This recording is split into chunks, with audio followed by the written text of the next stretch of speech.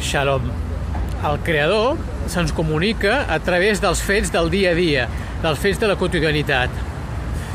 El que hem de fer nosaltres, si volem realment mantenir un feedback amb ell, és estar atents als detalls que ell ens va enviant.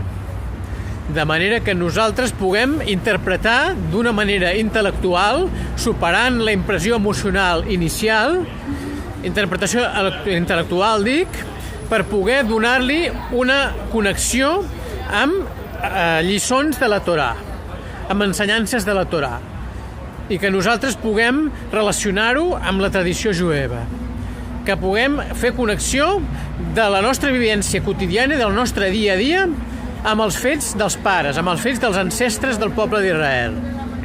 El que es tracta, però, és d'anar mica en mica, de no precipitar-se en les interpretacions, i que aquestes, com he dit, tinguin connexió amb la saviesa mil·lenària del poble d'Israel.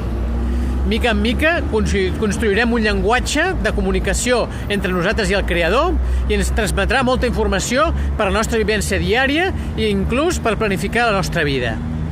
Shalom.